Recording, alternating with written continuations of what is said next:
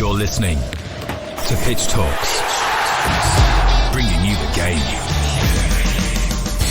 Hello and welcome to Pitch Talks, the podcast that's focused on delivering you fantastic insights from the people who work in sport and play an integral role in bringing you the game. And today, I promise you, is no exception. Joining Sam and I today is a very special guest who has had an incredibly illustrious career thus far. You may know him as the voice of football or the voice of FIFA 21. Let's just take a listen into some of his best bits. The counter-attack might have been on. Boateng out of position. Guerrero was stumbling a bit, but managed to pick out Sancho, and the charge is truly on here for Dortmund. Will it be a second? There's the answer. Jadon Sancho. Johnson at the beating of Foster. Owen off to the left. Goes through the middle though, Marvin Johnson. Defenders backing off. Took a deflection. And it goes. Welcome to Pitch Talks, bringing you the game. Please join me in welcoming Derek Ray. Thank you for joining us today, Derek, especially getting up early with the time difference. Well, thank you for having me, Mitch and Sam. Don't worry about the time difference because I am an early riser. I have been most of my life. I tend to find I can be most productive very early in the morning. So, yeah, it's not really that early for me. 7:30 here, 12:30 lunchtime with you. So, yeah, just another day of being up at a normal time. Well, thank you very much, Derek. So just sort of starting off, I read recently, during your youth, you used to take a tape recorder with you to watch Aberdeen Football Club matches. I just wanted to sort of ask you about that. Was that something you did off your own back? Was that something that was suggested to you? Yeah, how did that come about? It was totally my own idea, and it really goes back to the days in the 1970s when we as a family bought our first cassette recorder. And you guys will be wondering, what on earth is a cassette recorder? It sounds like something from a century ago. But believe me, it was quite a revolutionary thing back around 1974. We had one in our house, and it enabled me as a 7-year-old at the time to begin recording my voice. And, what a thing this was to have. I mean, I never had imagined that you could play your voice back. I mean, it just was something that was not done. And then I got a portable version of the same thing, and I began to experiment with it when I was out and about. I realized obviously fairly early on that broadcasting was something that I loved or liked the sound of or the idea of. So I would take my little recorder with me to the park, to school, to local games, and eventually, as you said, to Pittodrie, the stadium where Aberdeen play, my local team, the team I've supported since I first went to watch professional football, and just began making my own commentaries. And I think the thing from there was that I would play them back, and people would say, how can you listen to your voice back for hours and hours? I would say, well, I want to listen to it back because I want to try to improve every time. I want to try to be critical of it and also say, well, that was quite good, I think. But of course, you don't really know as a young person whether it's good or bad. So to cut a long story short, my great hero was a fellow by the name of David Francie, who won't be known to people in England, but anybody from Scotland of a certain age will know David Francie. He was the voice of Scottish football back in the 1970s on radio, had a very distinctive delivery, and I decided I was going to send David Francie a tape of my work. I was 12 or so at the time, and my voice hadn't broken or anything, but I sent this tape off to the BBC in Glasgow, not thinking for 1 minute I would ever get a reply. This was before we had internet or anything, years before that. Lo and behold, one day this letter came back, beautifully handwritten, from David Francie, saying he'd listened to my tape, loved what he heard, and here's some advice, some tips, and actually some tricks of the trade that I still use to this day as little vocal techniques. And we sort of stayed in touch. And one of his suggestions was to get involved with the local hospital radio station. Now, I don't know if every area of the UK has a hospital radio station nowadays, but back then, it was quite important for, well, first and foremost, for patients in hospital hospital to have a service that they could relate to, because remember, this was before we had local radio to the extent that is around nowadays. But also it was a really good training ground for fledgling broadcasters. And if you go down the list of broadcasters of sort of my vintage, people who are now in their 50s, for example, you'll find quite a lengthy list of graduates of hospital radio. And I was one. And so I got my experience, if you like, on hospital radio, tried to take a professional attitude into it, but it was all voluntary. There was no money or glory from that point of view while doing it.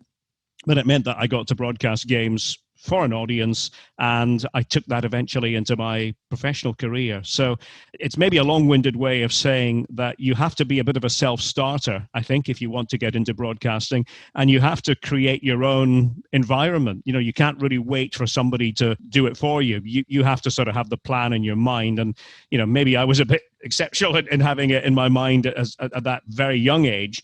But, I always try to say to young people who want to get into broadcasting, you have the power to go and create your own broadcasts and make them as good as possible. Yeah, that's fascinating. And you did actually touch on another question that I had lined up there about the fact that you enjoyed listening back to your own voice.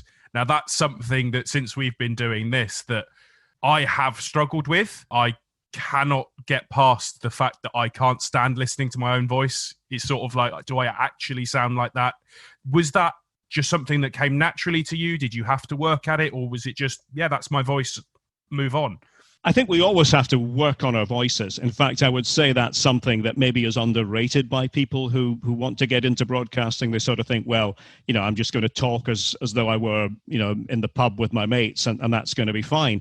But remember, the art of broadcasting is to make it engaging for the people who are listening to that broadcast. And, to go back to that analogy that I've just drawn, if we were to record a pub conversation, just an average pub conversation, it wouldn't be that interesting to people. It would actually sound pretty boring.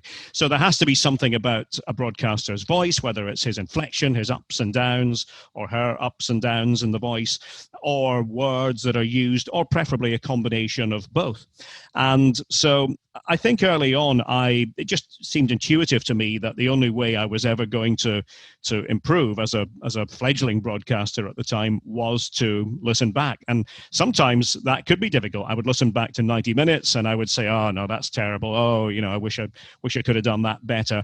But there were little nuggets of things, and you would sort of say, oh, okay, I liked how I did that. Now, I also should say I did this with broadcasters who I really respected. I mentioned David Francie earlier. The late Brian Moore on ITV was probably my favorite TV commentator at the time. And I would sometimes sit just with the old video device that we had, and I would listen to Brian Moore word for word. And I would take little notes, and I would sort of analyze his performance. And I would say, I loved that. Oh, the way he used his voice on that goal. My goodness, I wish I could do something like that. It's a bit like, I always think, if you have a young golfer. Now, that young golfer might look at some of the great golf swings. He might look at Tiger Woods. He might look at Seve Ballesteros. He's not going to copy Tiger Woods or Seve Ballesteros, but he's going to find little things that they do that are relevant to his swing, whether it's rhythm, whether it's follow through. You could name a number of different positives from golf swings like that. And it's the same, I think, with broadcasting and with commentary. You listen to the greats, and then you find your own way, because it's an art rather than a science. It's not an exact science. If we all just sounded like broadcasting robots, then I don't think anybody would want to listen to us. And I think that's the one thing I would say about the really good commentators who I respect out there. You can always tell when they are at the microphone. There are many broadcasters who sound like 20 other broadcasters, but think about it yourselves. If there are broadcasters you really like, within 2 seconds, oh, that is X or that is Y. And so I think it's about finding your own voice, but within the structures of what makes a good broadcast. You're listening to Pitch Talks. Following on from what you've just said and becoming a football commentator, to any sports fan, I think it's the epitome, isn't it? It's the dream job. Yeah. From going around the world, witnessing some of the most amazing stadiums, fans, and indeed moments in the sport. So if you can summarise it, what's it like being a football commentator? It's wonderful. I mean, it is a fantastic job. You've outlined some of the positives from it, the buzz that we get from it, all those things, and you feel privileged. You feel immensely privileged to have a seat at a game, often a colossal game that most people could only dream of. But at the same time, it's slightly surreal because you are not there enjoying yourself the way you would be if you were a fan. And I think that's the one distinction we have to draw. You know, you are there as a professional. And I always take a few seconds to try to enjoy it, to try to sort of say, you know what, if I were a fan, this would be amazing. But then you sort of flick a switch and say, no, but I'm not here as a fan. I'm here to broadcast this game to an audience that is, you know, on tenterhooks back home, if it were, say, a Champions League final or a big game at a World Cup. And my job is to do this justice and to be as professional as possible. So I think it's very similar to what players go through, to what referees, to what officials, to what coaches go through. We are very excited to be there, but it is not a holiday. You know, we're not enjoying it the way fans do. I often, you know, bump into fans I know at big games, and, you know, they're in a totally different frame of mind. They've probably, you know, had a few drinks and they're with their friends and, you know, everything in the world is brilliant. And they might sort of say, well, why did you look so tense? And I might say, well, if I look tense, it's because I have my biggest assignment of the year coming up. You know, if it were, as I said, a Champions League final or something like that. So I think that's part of it. But, you know, yeah, you have memories, and I have memories of all these big games I've been lucky enough to commentate on, and they will stay with me forever. But the memories, of course, remember, are all based on providing words to pictures that are unfolding in front of me. And so it is a different experience. And when I've gone to a big game as a fan, I have noticed the difference. And sometimes it's a strange difference in terms of not being able to, or not having to come up with words. You're simply watching it. You actually don't quite know how to act as a fan because you've sort of trained yourself to be professional on the big occasion. But no, I mean, I've been very fortunate. I've traveled the world commentating on football with the various broadcasters I've worked for, and I'm very grateful to have been given the assignments that I have. I would say particularly those Champions League years with ESPN in the 2000s, when I think the competition really began to take off in a way that maybe it hadn't before. You know, Liverpool against Milan 2005, probably the best major European club final that we'll see in my lifetime. And I was lucky enough to be in Istanbul that night to commentate on it. So, yeah, I mean, you don't take it for granted. You appreciate every occasion, but at the same time, you approach it professionally. I think Sam's just fallen in love a little bit more after you mentioning that final, being a Liverpool fan. This is Pitch Talks. More on the professional side of the job then. When watching football, I'm always astonished by the amount of facts and data that you have for almost every eventuality. And that's surely one of the things that we all love about football is the unpredictability. So how much time in the planning and the research goes into a game? That's a really good question, and it's a hard one to answer because it does depend on the match itself. But I'll take you through my routine. If I'm given a match assignment, it might be, 6 weeks before the game. It might be 3 weeks before the game. In emergency situations, it might be a couple of days before the game. But let's say it's with a bit of lead-up time. I will, when I get the assignment, I will just start scribbling. And I do everything on a very old-fashioned basis using an A4 piece of paper, and I just divide it in half, and I have one team on the left and one team on the right. And I color-code everything. So if it were, say, I don't know, Liverpool against Manchester City, then I would do Liverpool in red, and I would do City in blue. And what I do is I refer back to my previous notes. And as I said, I am old-fashioned. I keep all these notes. They're just one page, but I have the tiniest writing known to anyone, and that can be an advantage with that sort of thing. Nobody else can read my writing, but I will say, well, nobody else needs to. It's just for me, as long as I can understand it. So I just get writing, and a lot of it is referring back to old notes, but it's also just staying in touch with the news and just adding to it as we go along. And the idea is that it won't really be properly finished until a few hours before the game itself.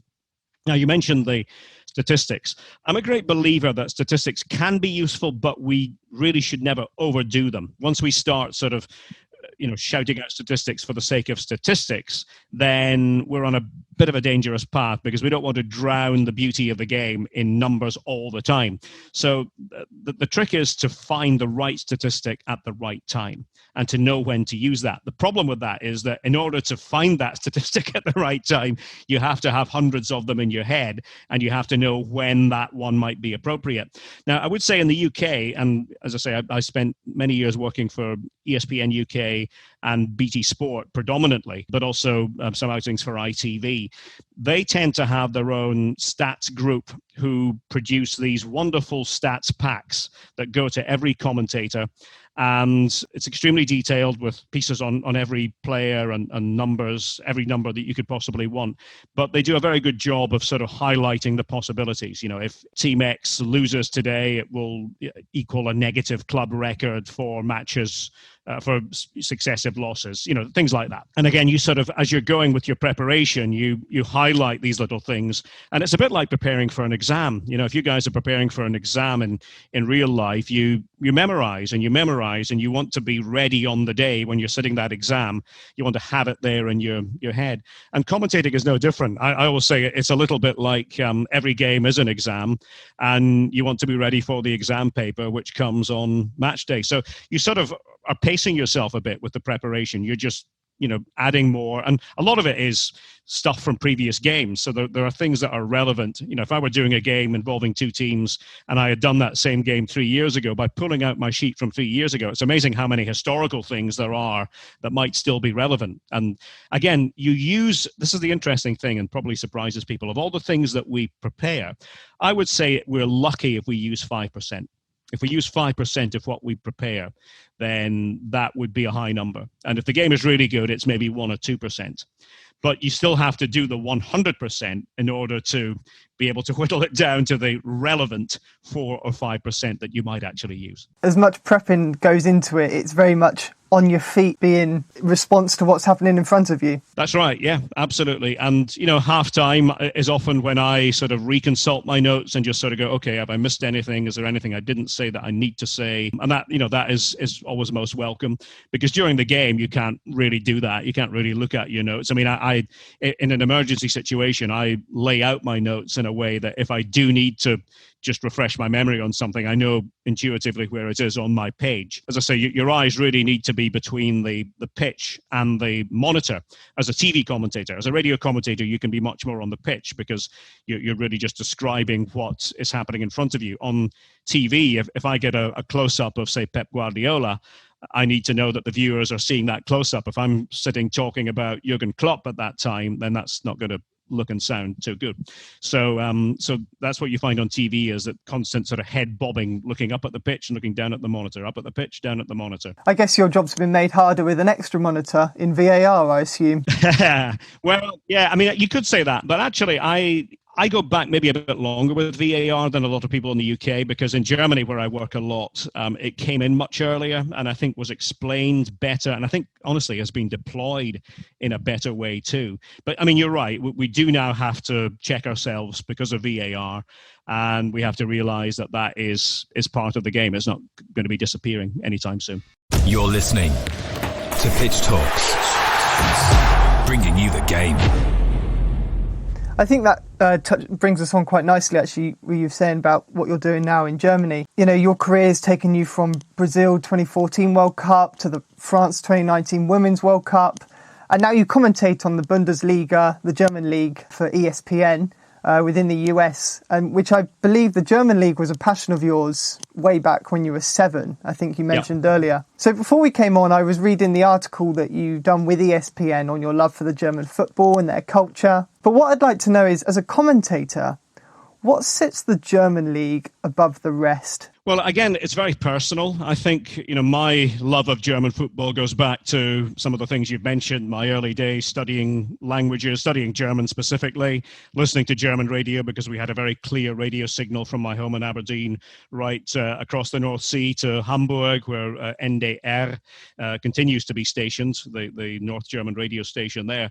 But I always think that, and I say this to Americans, and I don't mean to be disparaging about British football when I say this, because I'm from Scotland and I would love to be able to say, choose Scotland or choose England as the first place to go and watch a game. But I always say to Americans when they ask me, where should I go? What's the first place I should go to get a real feel for the atmosphere at a European stadium? And I always say without fail, and I mean this, go to Germany, because I don't think there is a country that is better for atmosphere than Germany, than the Bundesliga, or even the second division, the Zweite Bundesliga, where you have a number of really big clubs. But of course, you look at all the factors, and I think in comparison with other football, to me anyway, German football has really evolved in a less corporate direction. It is still the place for everyday people to go to football on an affordable basis.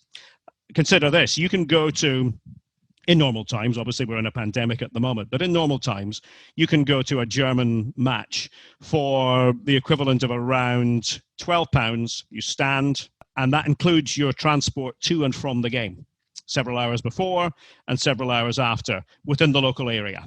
Imagine that on a sort of a UK basis. It's unimaginable because it just doesn't happen. And I think the average person has been priced out of UK football much more so. Whereas in Germany, there is a consensus. Yes, there are more expensive seats to be had. But if you want to stand, it won't be the best position in the ground, but it's where the atmosphere will be. If you want to stand, then you can do it on a basis that is not going to cripple you and your family financially. So there is that. There's just that community aspect about it.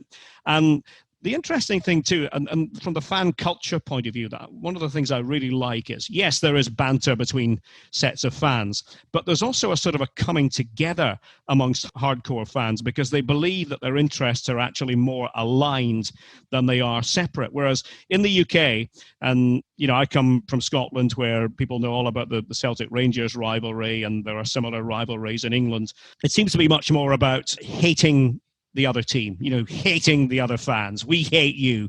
I don't really like the word hate. I'm not a hater by nature. Whereas in Germany, you'll find that if you listen to a lot of the chants from behind the goal, from the Kurve, as they say in German, they're not so much about hating the other group of fans. They're more about sort of anti-authority. And usually the targets are the people who run the league, or sometimes even their own board members, And a lot of it has to do with fans' rights and, the desire not to have the game taken away from the grassroots. So it's all these things together. There's a certain magic about arriving at a game in Germany, again, in normal times, on a packed train or underground, and you'll see home and away fans together on that same train, and there's rarely any trouble. It's just part of the dynamic of going to a game. So there's that, and we haven't even got to the football itself, which I think is vibrant and dynamic and youthful. You only need to look at the young players, even young English players now, who have chosen that path, the likes of Jadon Sancho and now Jude Bellingham at Borussia Dortmund, and it's something special. So I always say to people, and I would say this to you guys and everybody listening, when the time is right, obviously not at the moment, but when the time is right, hopefully in a few months or more than a year, give Germany a try for your football, because it won't disappoint.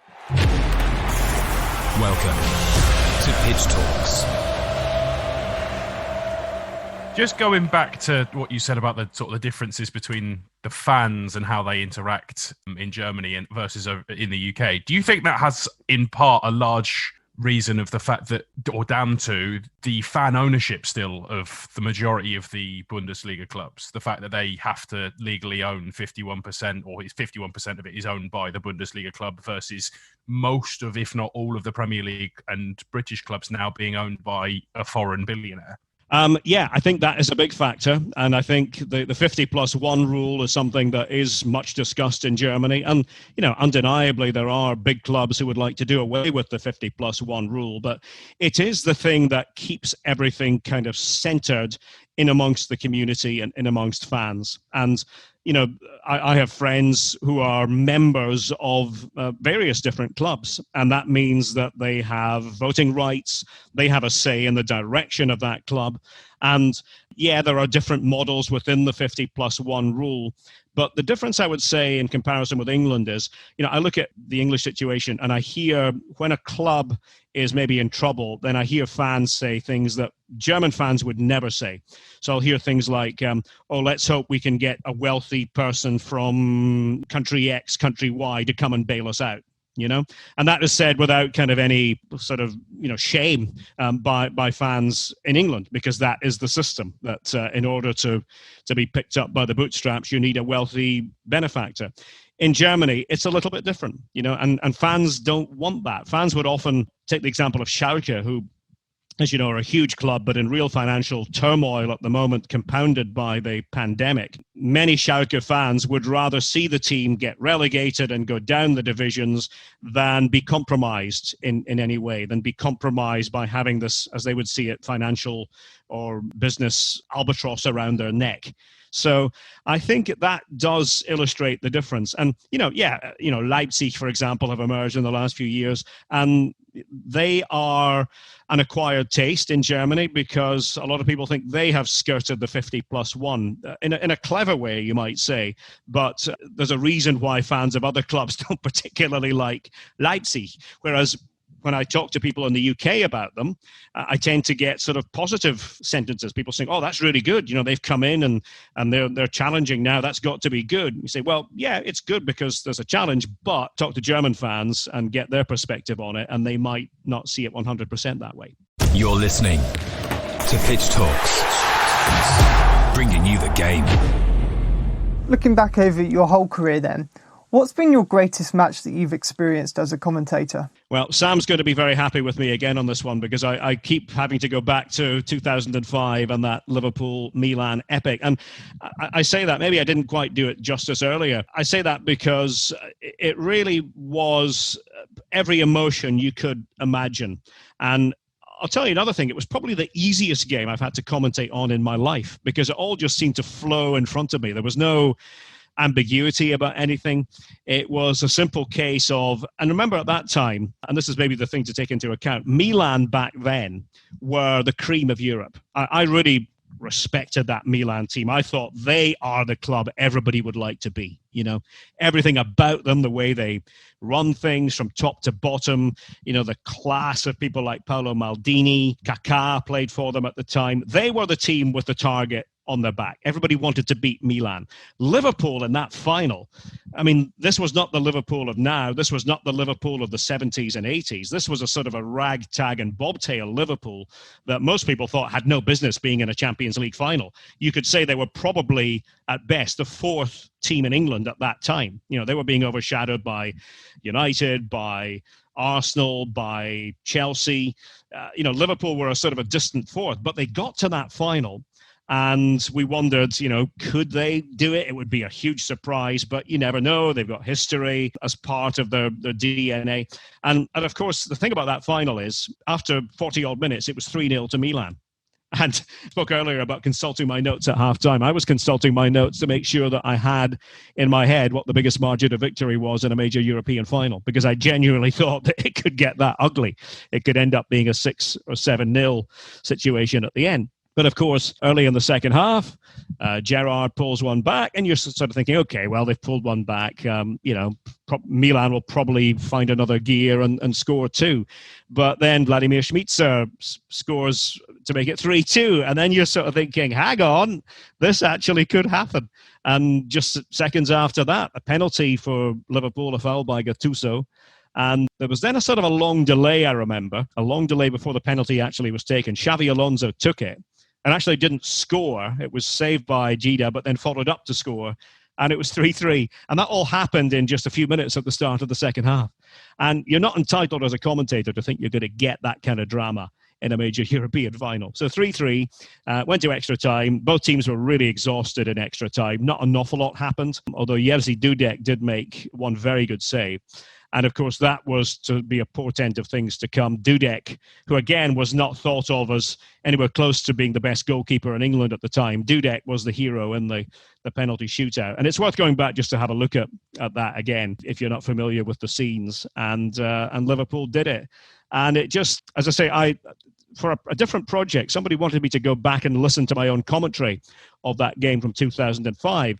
And I hadn't listened to it for years. I'd actually but I didn't quite know where the copy of the game was. But I sat and watched the whole thing. And I was actually some of the things I said in commentary, I didn't remember saying. But I said to you earlier, I remember at the time thinking it was the easiest game almost I'd ever commentated on. And it came across listening back to it because the drama was just all there. And you could hardly go wrong as a commentator. But again, just very privileged to have been in the right place at the right time to commentate on a true epic. Yeah, I don't think anyone can argue with that. You're listening to Pitch Talks, bringing you the game. On Pitch Talks today, we're speaking with Derek Ray on his career so far as a football commentator, finding out where it all began, from taking tape records to Aberdeen football matches, to commentating on some of the biggest football stages across the world. Now, Derek, down to the success of your career to date, you are now stamped as the voice of FIFA. As two massive FIFA players here, we'd love to explore a little bit into how this was produced from your standpoint.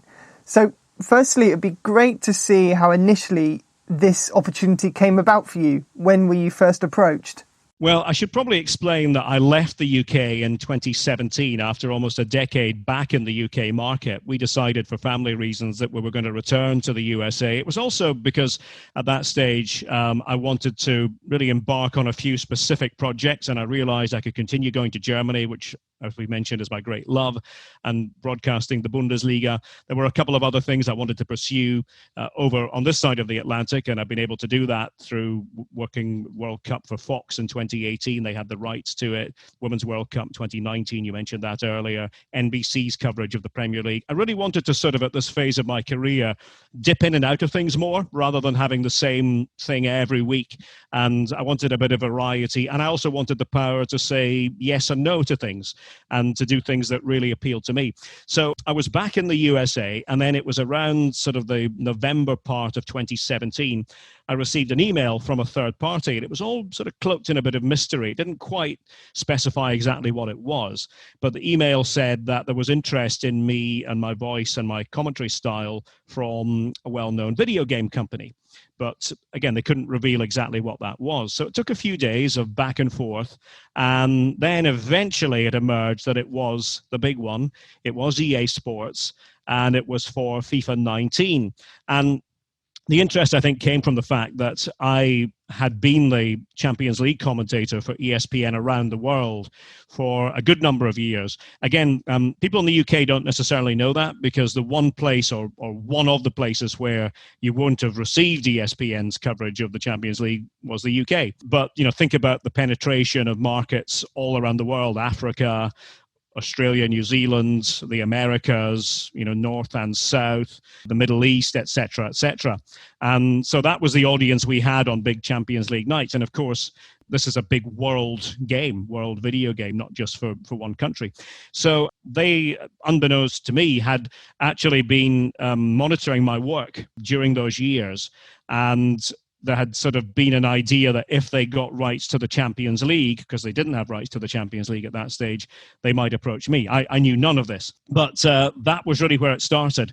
And so we spoke about it. At that point, we couldn't really get specific about it because the rights hadn't actually formally been obtained. There were still some signatures to be applied to contracts and things like that. But we began recording, and the fun thing about this, well, fun maybe is not the right word, but the fun thing was that I couldn't mention it to anybody, because the official announcement wasn't to come until June of 2018. So I was recording, but I talking to friends, they were saying, well, what are you going into the studio to do today? I would say, oh, it's just a project, just a small project. Well, I'll tell you about it next time I see you, kind of thing. So only really my closest family knew that I was doing this. So that was for FIFA 19, working with Lee Dixon on the Champions League and the Europa League. And so that's how it began. And it's a great honor to be part of the most iconic video game in the world. I should say I'm really just one team member. There are hundreds, actually thousands of people around the world who work on FIFA and bringing it to life and making it what it is. But collaboration is part of what I really enjoy. One of the projects, as I said, that I wanted to be part of was something that involved collaboration and teamwork. And that's what this is. So, yeah, been lucky enough now to be invited back, FIFA 19, FIFA 20, FIFA 21, and it's great fun. And I'm thrilled you guys are players of it. I do have to say, though, that if you've been playing it a lot during this pandemic period, then I wouldn't blame you for being a bit sick of my voice at this stage. I mean, I think it's fair to say we hear your voice maybe more than anyone else that we live with or are friends with. So yeah, that is a worry. So then coming on, as you said, the progression from, it was you and Lee Dixon on the Champions League and FIFA 19. Now looking to FIFA 21, obviously you now do all the league games. Going on the script and the recording side of it, when we're playing, you know, there's so many variant different lines that are said, introduction pieces, in-game pieces. How do you begin to start recording yourself? Like, are you given part of a script and then you go into a recording studio? How do you work on something like that? Well, I have a very good producer and a brilliant sound man, and they've been part of the game for a long time. So I'm in extremely good hands. And as I said, it is a team effort, and a lot of people work on individual aspects of it. But when it comes down to it, what we're doing as a team is we're working to try to make it as organic as possible. So, you know, obviously there are different sections of the job, if you like. You know, there are introductions. You'll be familiar with the introductions to games, whether it's one of these special introductions that we do, a sort of a 10-second pre-tease, if you like, or the actual introduction itself. And they can sort of follow on a rotation kind of basis because they don't sound dramatically different from each other. I think the more challenging stuff would be during the game itself. So coming up with the right inflection for a particular thing that's happening. And that's where we just all work as a team. But it's not a script as such. It's more a kind of an idea that is put out there. And what the team in an ideal world wants is for it to sound like it would as if I were in an actual game as opposed to a video game. So, you know, it might be a free kick just outside the box, and it might be that it's just gone over the top, and I have to come up with 10, 11, 12 different ways to say that. And have a think about that, because remember, it has to be sort of within fairly generic parameters. It can't be too specific. So that's where the challenge can come in terms of making it interesting every time so that it also sounds different every time. But that is how we do it. And a big part of the job, of course, would be names as well. Name after name after name of player, from youth level all the way to somebody who's now, in his late 30s, and sometimes different inflections with each player. But we do little sections every day. And, the last 3 years I have been in the studio doing it 25 days approximately out of the year. That's not 25 in a row. We split it up. But it is a big part of my life, and it's become a huge part of my life these last 3 years. And I really love it. I don't take it for granted. I adore my teammates on it. We go into it with the view, with the mindset that it's a true team effort. Yeah, that's fascinating. As Mitch alluded to, I think I've heard your voice more than any other human beings in the last 6 months. So there's that. I just wanted to touch on something slightly different from FIFA. Just sort of looking back over your time as a commentator, from taking the tape recorder to Aberdeen matches to now reaching millions of fans around the world across a multitude of platforms and channels.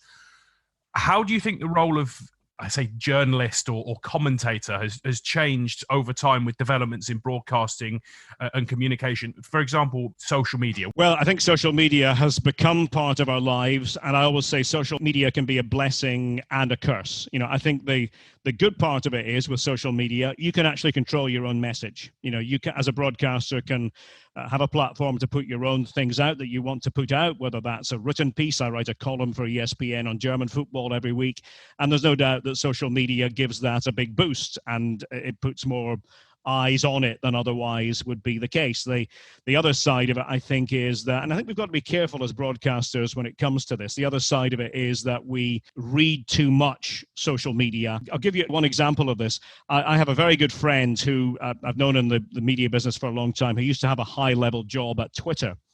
And I remember talking to him about Twitter when I first went on there, and we were chatting about this not so long ago as well. And he said, the one bit of advice I would give you is, do not think that what is on Twitter is anywhere near reflective of real life. Because, we do have that tendency to think that Twitter is real life. We all live in little bubbles ourselves, depending on things we're interested in. But we have to understand that that is a tiny, tiny percentage of real life itself.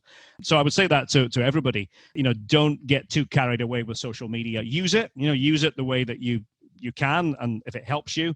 But, I remember in my early days, we never got any feedback from anybody. We might get one letter from a listener, once every 4 years, and we would sort of read it 5 times over because, we got nothing. There was nothing from anybody. So the world has certainly changed in that sense. I think from the commentary point of view, I think things are a bit more sensationalist now than they maybe were when I started in the 80s. I think there was a different discourse. If you go back and listen to broadcasters in the 80s, there was a different style. It sounded a bit more formal, I think. It was maybe influenced by the BBC. I'm talking about the UK here more than anywhere else, but I think it was influenced by the BBC. And there wasn't this kind of race to get the quick headline on everything. I think now in the media generally, there's always a quick headline based on what a manager has said or what a player has said or about a game in particular. And sometimes to me, it's a bit wide of the mark. It's taking things a bit too much in an exaggerated direction. I think on TV commentary, if you want to know about that, I think what's changed most of all is that whereas when I started, the commentator pretty much was in charge of the broadcast and about 99% of the broadcast. Nowadays, if you have a co-commentator, it's much more 50-50. And you can assess the good and bad of that. There is some good, there is, in my opinion, some bad about that as well. I mean, when I started, rarely would I ever have a co-commentator on TV. If it were a live game, yes, maybe, but the co-commentator would come in about once every 10 minutes, and he would be sort of brought in. It would be, okay, well, 10 minutes on the clock. With me is Joe Bloggs. Joe, what do you think so far? And you might not hear from him again for another 10 or 15 minutes. It would just be sort of a general comment every so often. Now it's much more of a back and forth between commentator and co-commentator. And as I say, I greatly appreciate the insight that ex-players and managers bring to it. But the best ones are the ones who have learned to be broadcasters, who have learned that they are there, yes, because of their knowledge, but they have translated that into becoming broadcasters and having their own editing sense in their own rights. And I've been lucky enough to broadcast with a lot of people who fall in that category. So I think that's how it's changed. I think the co-commentator has become, in some respects, the more powerful voice, whereas if you listen back in the 80s, and this is not just to football, this would apply to other sports as well, I think the commentator of the day, whether it was Brian Moore or John Motson or Barry Davis on football, whether it was Richie Beno on cricket, I think the commentator of the day had a much stronger, more editorial voice than is the case now. Yeah, that's massively insightful and pretty much covered about 3 or 4 questions I had there about different. No, that's fine. I'd much rather listen to you speaking and than listen to me back asking you questions. So absolutely, that was fantastic. Thank you very much for that. You're listening to Pitch Talks. The next thing I wanted to cover was you mentioned actually earlier about listening to the radio in German as a child. Yeah. And I've sort of looked and it's not just German that you speak. You speak other languages as well. How has that helped open doors for you in your career? And is it something that you would definitely advise someone who is wanting to become a broadcaster to go down the avenue of? Well, I'll answer the second part first. 100%. Yeah, I think it is a huge advantage to have linguistic ability when you're dealing with a worldwide sport. I mean, let's face it, this is the ultimate worldwide sport, global sport. It first really became an advantage to me in the 80s when I would work in the radio sports room in Glasgow at the BBC. And in those days, it wasn't a given that everybody spoke English in other countries. And I would often have to call UEFA and FIFA to clarify things. And again, we didn't have internet back then. So we had to clarify sometimes things like, whether a player is suspended or not. Sometimes little things to do with, a FIFA ban. This was a different information age. So I was always assigned to, people would say, oh, let Derek call UEFA and FIFA and he can talk to them in German. So I would do that and I would find I would get information, the like of which I wouldn't always get in English, because in those days, as I said, English was not necessarily the go-to language when it came to international organizations. That admittedly has changed. And I think, sadly, that's made people in the Anglosphere and the UK and the USA and other countries a bit lazier with regard to languages. So I suppose it is tied into that. But I mean, the other thing is I actually took a couple of years out of broadcasting in the early 90s when I first moved to the USA. it was to work as the media officer, one of the media officers for the World Cup Organizing Committee. And one of the reasons I got hired for that job was because of my languages ability, because they liked that very much. And since then, I actually, or after that, I also was invited to work for FIFA, for the world governing body, FIFA, as a media officer at a couple of their tournaments. And again, that was down to having languages ability. So I think, there are just two examples. It's also, it's a huge thing for me as a Bundesliga commentator, and I think it does give me an advantage over others, in the sense that the first thing I do, we spoke earlier about being an early riser, the first thing I do at 5 a.m. here in Boston every morning is I read the German papers. And I have German TV and German radio on in the background. So I'm listening to what's happening in the world of not just German football, but German politics and German life generally. And so, imagine that if somebody is particularly interested in Spanish football, then it really, stands to reason that he or she should become fluent in Spanish. And you can really only understand another country, I think, through the language of that country. And so, yeah, I would say to anybody, if you do have that interest, then go for it with a language.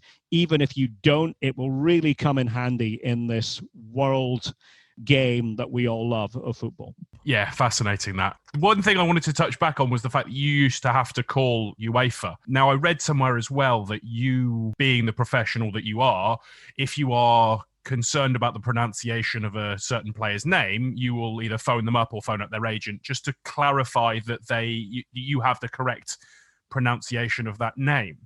Now, I wanted to know if there's any that have been particularly quirky or that you thought you had the right pronunciation that you've gotten horribly wrong. Are there any that stick out for you in your memory? Well, yeah. First of all, I've been doing this for a long time with regard to pronunciations because, it means a lot to me as a languages person. And I remember I first was given the Saudi Arabian national team to cover when I was at ESPN in the 90s. And, I don't speak Arabic. It's a language I don't have in my repertoire at all. And so I thought, well, what can I do here? So I thought, I'm going to call, I was working for ESPN in the USA. I'm going to call the Saudi Arabian embassy in Washington, D.C. So I did that and luckily was hooked up with a very nice chap in the press office, and he was obviously a football fan, and he gave me all the pronunciations. And I sort of used that as my template for countries that I didn't have a direct connection with. Obviously, languages I speak, I don't need to do that quite so much. I'll give you a recent example in English football, and this is one that I hear about on social media almost every day. The Manchester United player who has really sort of rocketed to stardom in England in the last few months. Now, I did his name on FIFA the first year I did FIFA. And with every name, I always, if I can't check with the player himself, and it is hard to check with every player himself nowadays or even his agent, but I'll check with colleagues in that country, media colleagues. The other thing you can do is, and I do this myself, you can go online and you can often find the player himself saying his name, or you can hear an interviewer from that country saying his name, and you can narrow it down on that basis. Now, while he was playing for Sporting, and of course played for Portugal for a good few years, if you go online, you will hear countless examples of Portuguese commentators calling this player Bruno Fernandes. Bruno Fernandes. And if you want to even use an English example, BT Sport did a thing called Perfect Player with this same player talking about his footballing hero, and he introduces himself as Bruno Fernandes. But he arrived in England, and for some reason, that message didn't get across. And so, listen, I know it's difficult, and people want to try to make it as simple as possible for people out there. But I'm afraid to say that Bruno's name has been horribly mispronounced since he arrived at Manchester United. And it shouldn't be that hard. I would wager both of you guys could say Fernandes quite easily. It's not that hard to say. So I even get people now and again saying, well, why don't you change it? Even though you're right, you should change it. Change it because that's not what people in England say. And I will say, well, hang on. Remember, this game is going around the world, and my commitment as a broadcaster is to being correct. And I want that player and his family, if they're playing the game, I want them to go, they have our name right. Lo and behold, my goodness, they're actually saying our name correctly as opposed to saying something that is incorrect. So that would be one example.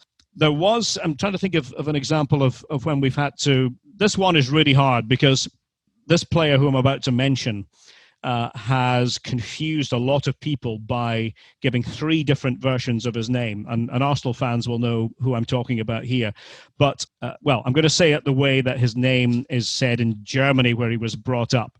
Sead Kolasinac.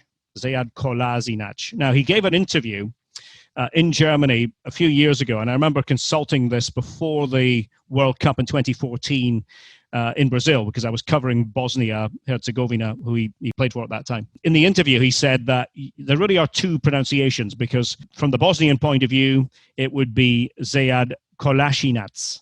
In German, Sead Kolasinac. Slightly different. But he said in this interview, the one thing he really hates is when people call him Sead Kolasinac. So he goes to Arsenal, and the first thing I see is a little piece on the club website with him saying that his name is Sead Kolasinac. So with something like that, you can't really win, because the player himself is confusing everything by contradicting what he said a few years earlier. So that one we've had to do a few different gyrations with down the years. But I mean, broadly speaking, it's a matter of being true to the player, and I will always stand by that. Seriously, I put an awful lot of time and research into that aspect of it. And, I will continue to be that way. Absolutely. I think the best way to wrap this up is a question that we ask all of our guests, and it's the promise that we deliver to our listeners, is the career advice. We briefly spoke about, obviously, the being encouraged to learn other languages. What other tips and advice would you give to people who are looking to perhaps get into broadcasting or commentating like yourself? Well, it's a great question. I'm glad you've asked me it. I think the first thing is you have to be a self-starter. I used that term earlier. You have to really want it. You have to love it. It's not going to come to you. You have to put yourself in a position to be wanted by somebody in broadcasting. And I think the harsh advice is that you really have to go above and beyond. You have to make yourself stand out. And I think that comes down to having to create a body of work that will be attractive, appealing to somebody who is in the business of hiring. Now, some of what I'm going to say might be slightly controversial. It wasn't controversial back when I was coming through in the 80s. I realize that it's more controversial nowadays. I do think you have to be prepared at a young age to do things that are not for financial benefit. I think you have to do things to improve yourself. Now, as I said, I spent years talking into a tape recorder and then doing hospital radio. I didn't get a penny for doing any of that. I've suggested that to young potential broadcasters before, and I've not always had good responses to that. There's sort of a feeling that, if I do something, I should get paid. In an ideal world, of course, but we're not in an ideal world, and we're in a pandemic period now where businesses are hurting. So I think even more so, I think if broadcasting is your passion, then you really have to go for it. And there are so many creative ways that it can be done now. I mean, the thing that I find quite interesting is people who often scowl at the idea of doing things for nothing will often spend 8 hours a day on Twitter, and they're not getting paid for being on Twitter for 8 hours. So, there are creative things that we can all do. And so I would say, make your own tapes, create your own broadcasts, your own podcasts, just like you guys are doing. Try to get interesting guests. Try to, as you're doing these things, try to improve your technique and listen to broadcasters who you respect and ask yourself, what is it that they are doing that I can learn from? And then eventually, and I say eventually because this should be really only at the point when you have a body of work that you are happy with, that you could imagine somebody else listening to. When you have that body of work, that demo reel, as we used to call it, get it into the hands of people who are in a position to hire, And as I say, I was very lucky because I had in David Francie somebody who, and I didn't finish the story properly. He actually, when I sent him a tape when I was 19, he actually passed that tape on to his bosses at the BBC without me even asking to do it. So I was very fortunate. I got my big break through my hero. But, don't be afraid to create that body of work. Make it concise. I will say to people, the one mistake I see from younger broadcasters is they'll send me a tape and it might be 25 or 30 minutes long. That's too long. It should be your best stuff, all condensed within about 5 minutes, because that's the length of time that somebody has to make a judgment on you. And it should be stuff that you're proud of. If there's anything there at all that is borderline, that you think that's not my best, then leave it out. I mean, think about it this way. You have the power of editing. You have the power to make it, to dress it up, to make it look as good and sound as good as possible. So, why would we put anything in there that's not 100% the best stuff. But that's what I would say. Just, Jeff Lynne, the musician, is from ELO days. Again, I'm really dating myself, but he was my sort of musical hero growing up. And he always says that the same thing about music. You really have to love it. You really have to go in with a smile on your face every day, and you have to love the laborious stuff about it as well, because it's not all milk and honey. It's not all Champions League finals. It might not even ever be, more than non-league, but you have to love it. Whatever stage it is, whatever level it is, you have to love broadcasting, and you have to be committed to making yourself better as a broadcaster. If you have all those qualities, if you have the passion, then you really have a chance of making it. But of course, it is more difficult in this economic climate. So all the more reason why you have to create content that makes you stand out over everyone else. Wow.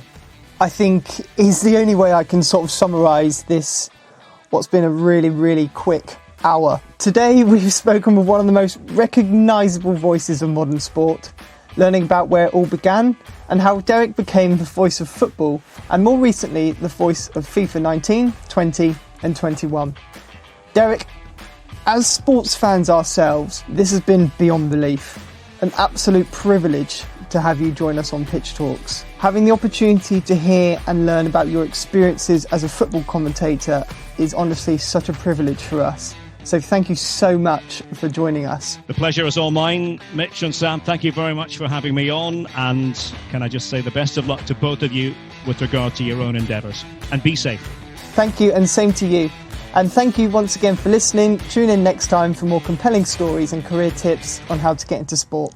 Until next time, thank you. Thank you for listening to another episode of Bringing You the Game by Pitch Talks. For more information on our latest episodes, careers advice, or to even get involved as a guest, get in touch with the team at mitch@pitch-talks.com or send us a message on any of our social platforms. Thanks for tuning in. Bringing you the game. Pitch Talks. All Pitch Talk content is copyright protected. Pitch Talks.